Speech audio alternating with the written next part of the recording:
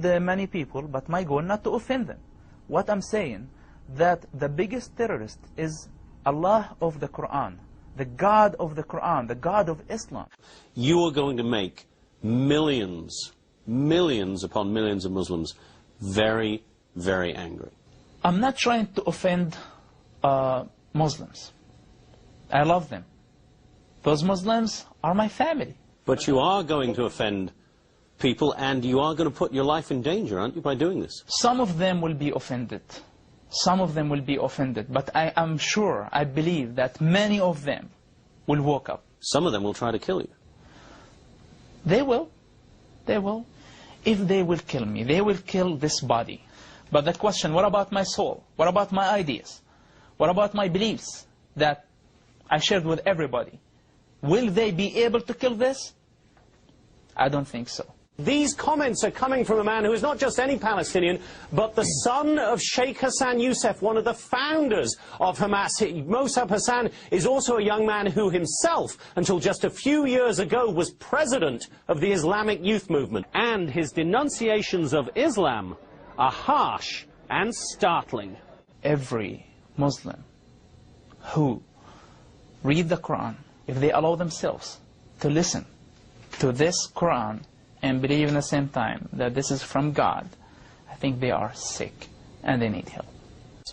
I believe that Islam is collapsing already. Because it's collapsing? Yeah, it is collapsing. It looks from the outside, it's growing, but from the inside, it's completely collapsing. It's not giving answers to the people. It's not improving their lives. It's not helping them at all. Within 10 years, that's it. Islam is going to be over. If they torture, you're not allowed to say anything. If they kill people, you're not allowed to say anything. If they teach you something wrong... They torture and they kill people in the jail? They tortured and they killed people. Their own people? Their own people. What Muslim sheikhs or religious people do, that they focus on only one part of Islam. Which part do they focus on? The part that they need for that time. If it's a war zone, if it's wartime, they're talking about jihad. They bring the verses that... So it's like very political religion. And this way, I discovered that the Islam is the most bipolar religion on earth. That you can find whatever you want. So the Quran contradicts itself? In so many ways. But I'm telling you, the problem is much bigger than Hamas. The problem is in the God of Islam.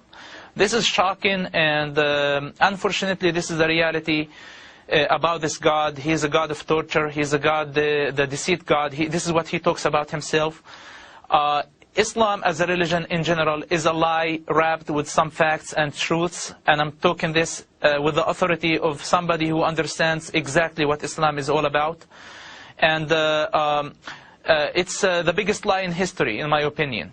And this is the biggest danger, that a quarter of population of Earth believe that this is a religion from God. What I'm trying to tell you here, that your problem, my problem, the world's problem is not with Muslims. And Muslims, the majority of Muslims are great and wonderful people. They are my people. I know their pain, I know their sufferings, and I know their hearts. When you go to the Middle East, when you go to any Muslim community, you see their passion, you see their hospitality, and you get confused, even more confused. You say sometimes, those Muslims are better than many Christians. And we are not in a position to compare people. We are comparing ideologies.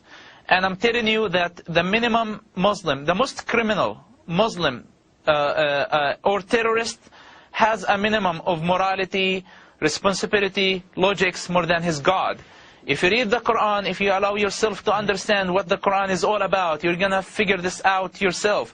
Go to the Quran, Surah 9, verse 5, and you will find what the God of Quran is asking Muslims to do against everybody. Now, it's not Muslims' fault that they were born in that culture.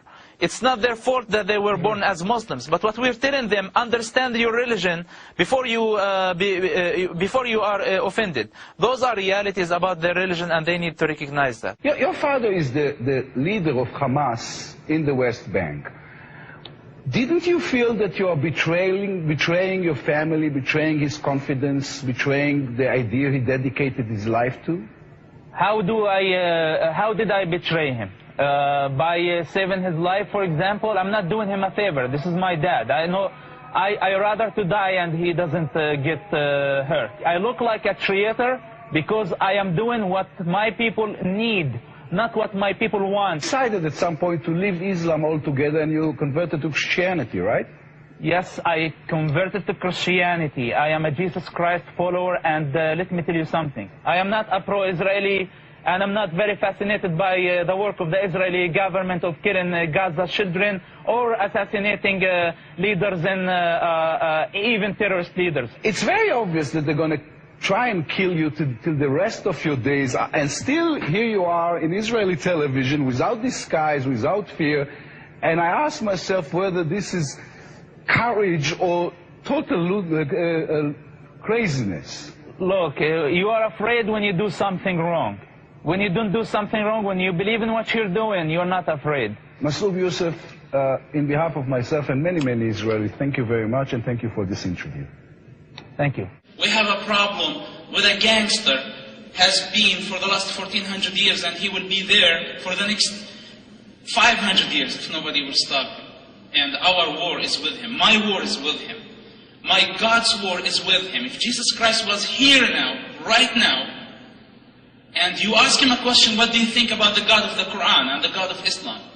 What his answer will be. I love Jesus immediately. Why? Love your enemy.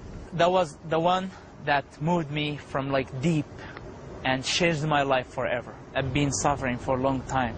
It's like my medicine became. It's not a drug. It's not it's not like Quran. Quran is a drug. The Quran is a drug, you say? Islam is a drug. Musab is well aware that by speaking out, he could effectively be signing his own death warrant. But he shows no fear. They can't kill my body, but they can't kill my soul.